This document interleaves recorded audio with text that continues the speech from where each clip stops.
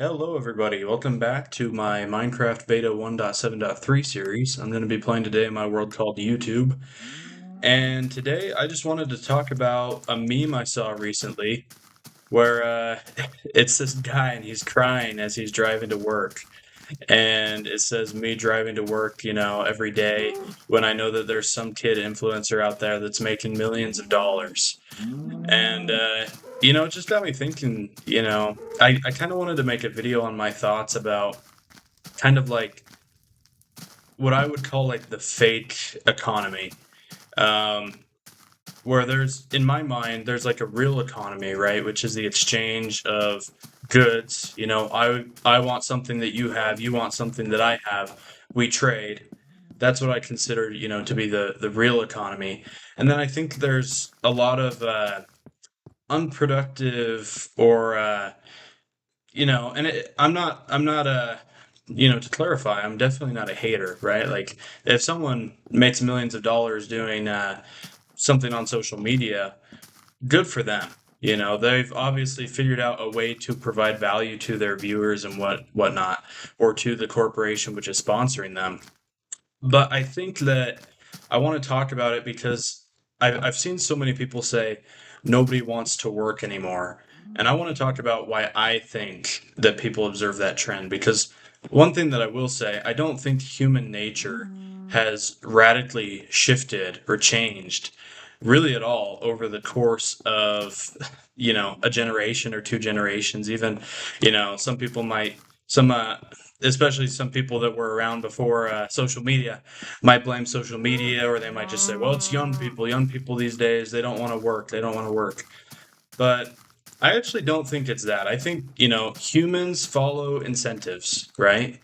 That's kind of one of the basic ideas of economics, is that if you provide incentives for somebody to do something, and those incentives then outweigh the opportunity cost of doing something else, then people will do that thing, right?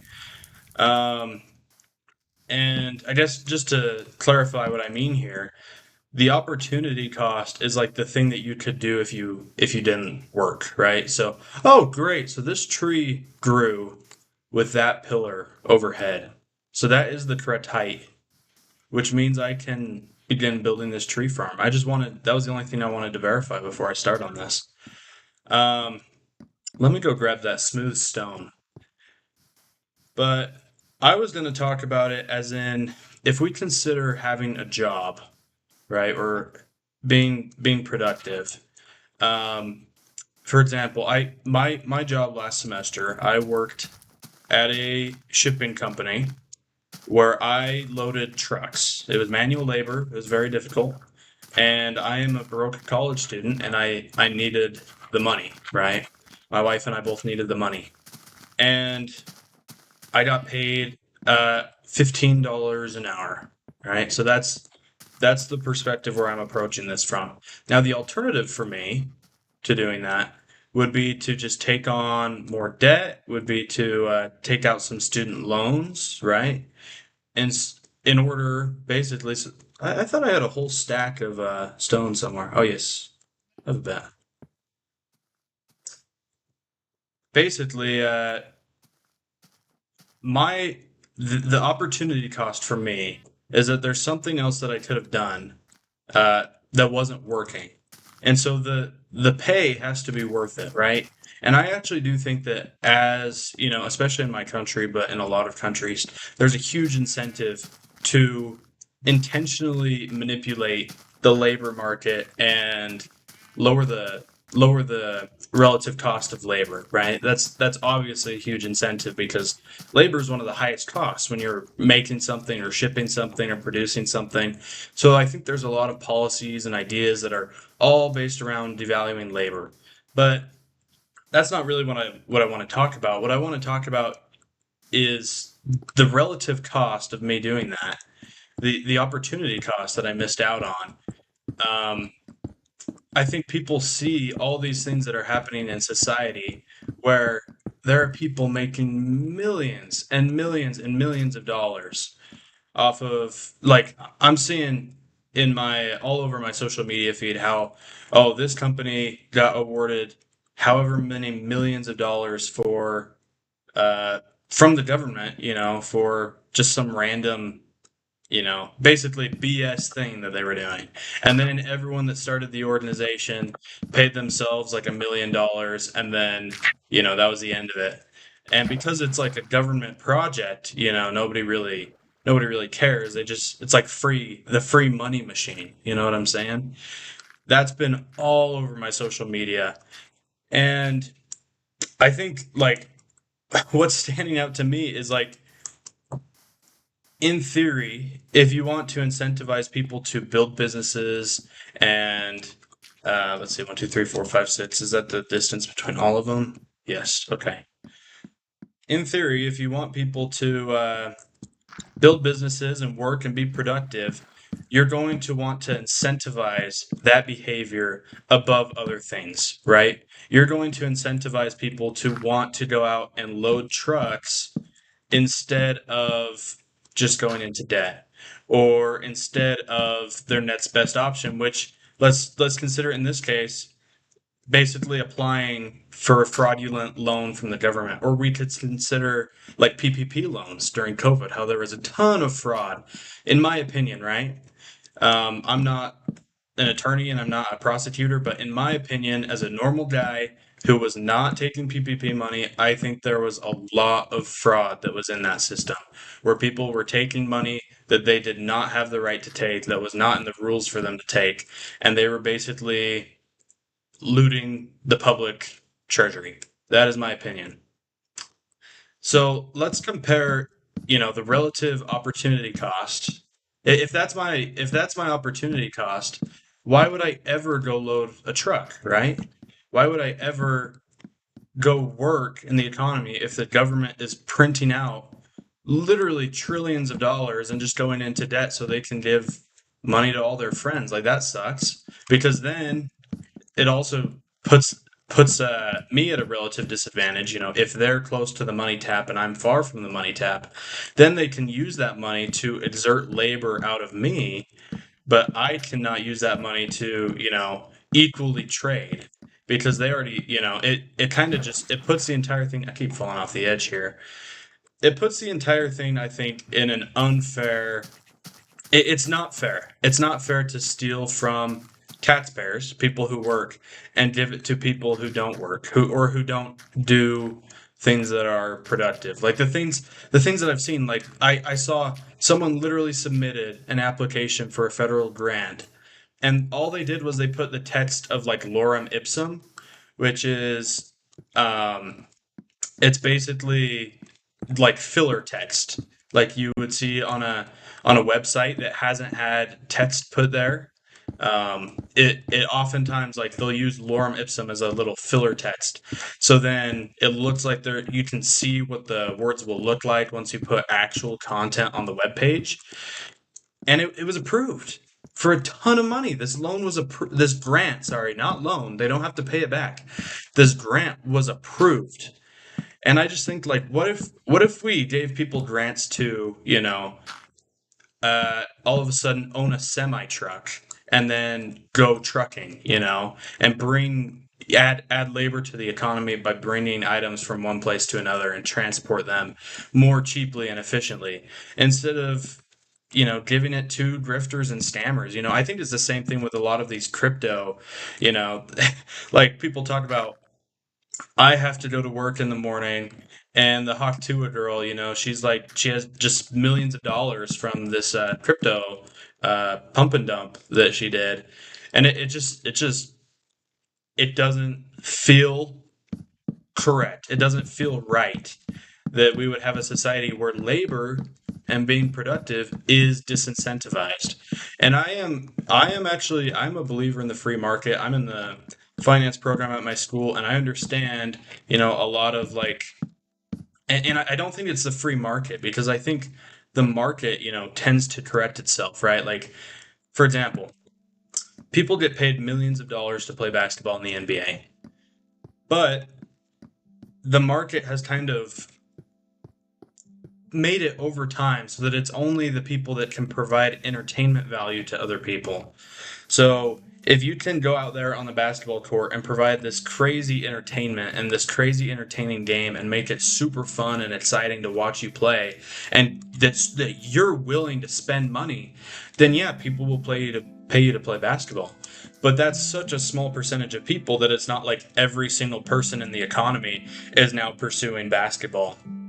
But if I had to tell you how many people are like just dropping out of the economy because they're saying it's not worth it for me to go load trucks, the opportunity cost, it's not worth it because I could try to be, I mean, I have friends that are trying to be influencers, like they're trying to be you know, it's kind of funny because they're not financially wealthy and they don't have successful businesses, but then they want to get on and start telling other people like, here's how you become wealthy, here's how you become wealthy, because they're hoping that through that advice that one day they won't have to, be in the rat race. And I think, this idea of the rat race has always existed, right? Nobody likes their job.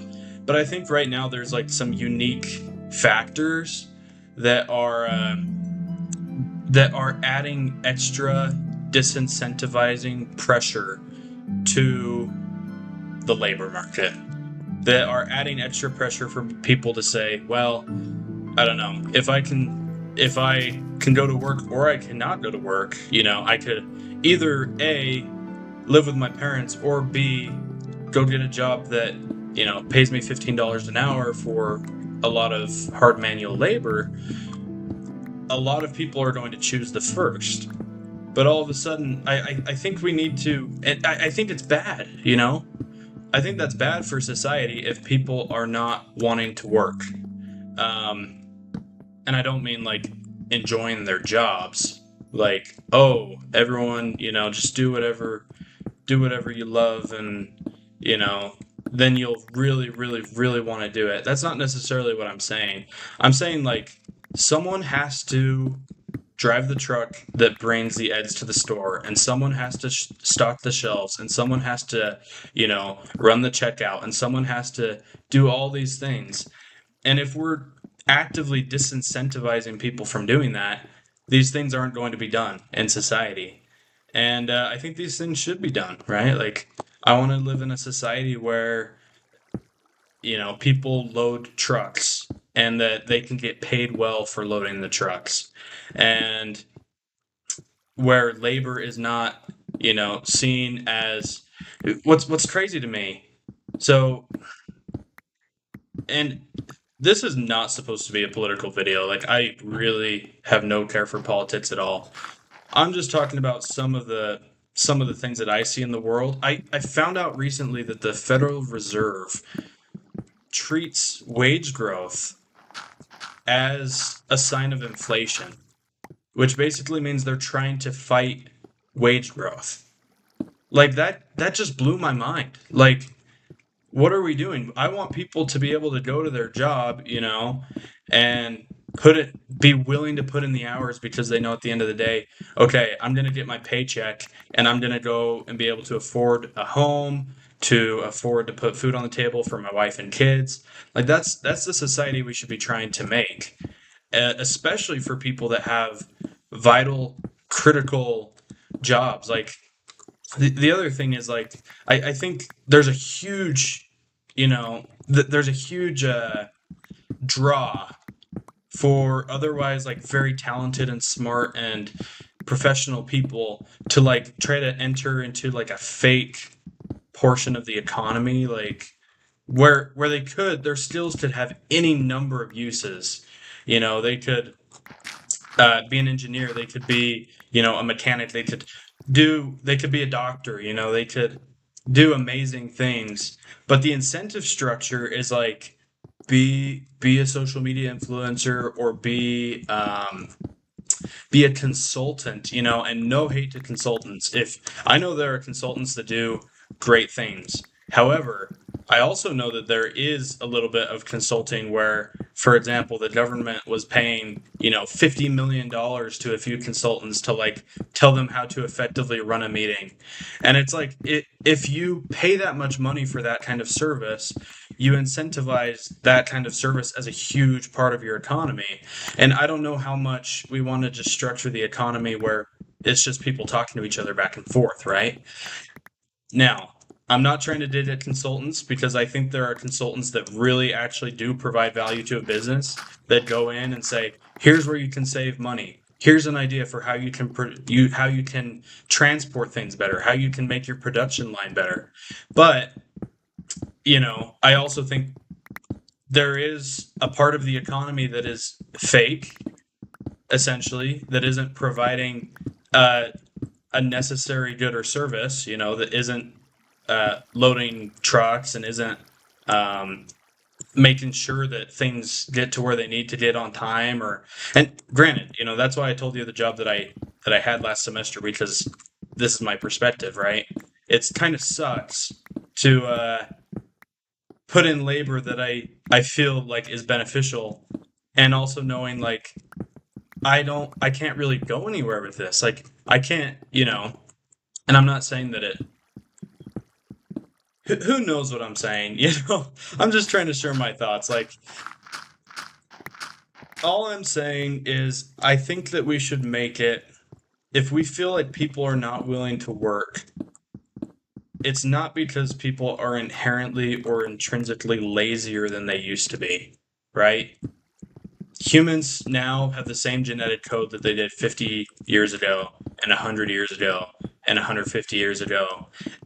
And when you were born and when you were growing up, people are basically the same. And I don't think humans like radically change human nature over the course of generations. So I think there are factors that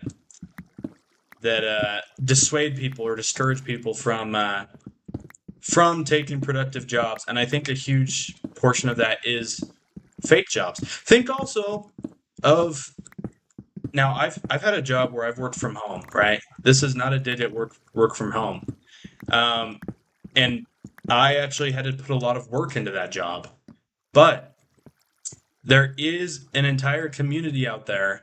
I'll just say this: there's an entire community of people online that they brag about how they use work from home in order to defraud their employer, where they say, "Oh, I'm gonna work. Okay, I'll do this for you. I'll do this for you," and they just don't do it. They're lying. Um, I think that disincentivizes labor too, because I think it would be freaking awesome to have a work from home job where I literally don't do anything. That would be amazing. Or I just browse the internet and, work on my own projects and things and YouTube channel. And it's like, but at the end of the day, as much as I would like that kind of job, I don't think it's good for society to incentivize that kind of thing.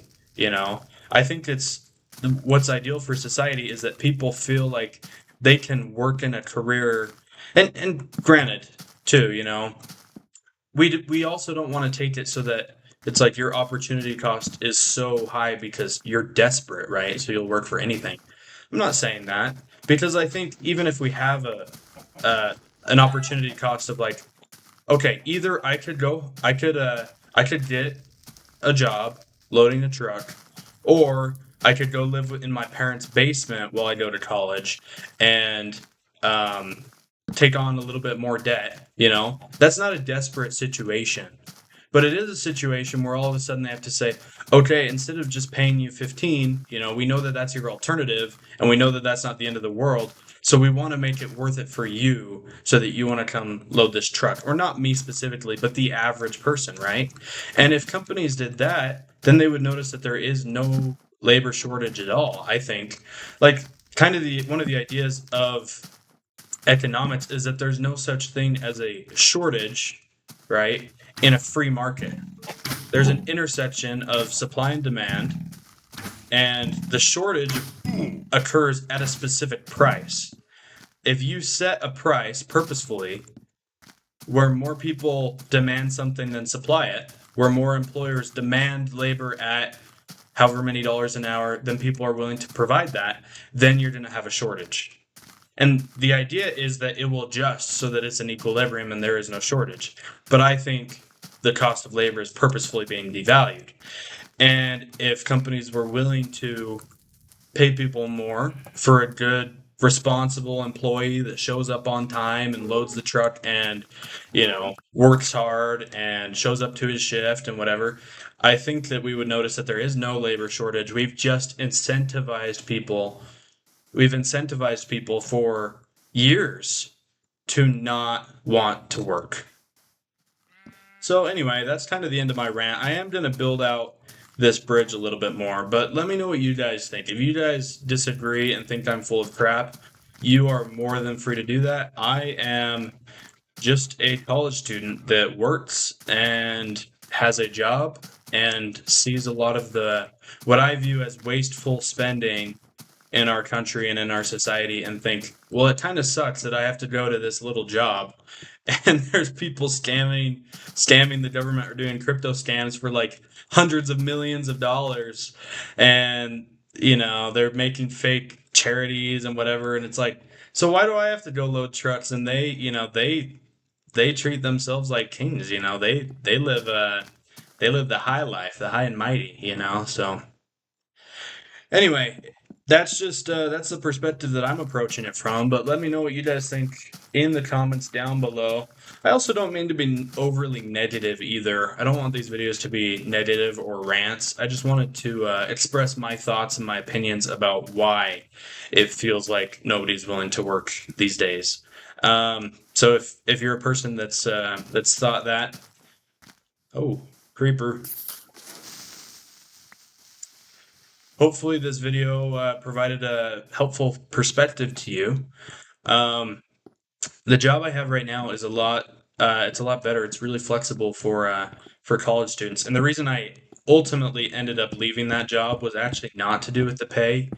Um, I honestly, kind of bad to say this, but I would have taken lower pay because of what I was saying earlier. My opportunity is cost is high because as a broke college student, I was kind of desperate for money right then.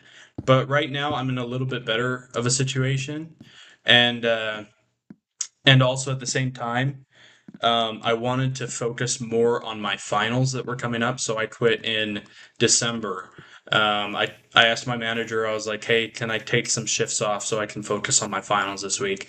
And he was like, no, no. And I'm like, okay, well, then you're raising the opportunity cost even more because the most important thing for me is school, right? And the job is secondary. I mean, I don't mean it's the most important thing in my life, but you know what I mean. Like in terms of like labor priorities, I would rather focus on, getting everything ready for my future and education and whatnot. So anyway, thank you guys so much for watching. I really really appreciate it. I just hit 56 subscribers. 56 subscribers, which is huge. I'm hugely appreciative of that. I really appreciate everyone who's taken the time to comment. And thank you guys so much. I'm going to build out this tree farm more for next episode. But thank you guys so much. I hope you guys all have a great day. Thank you.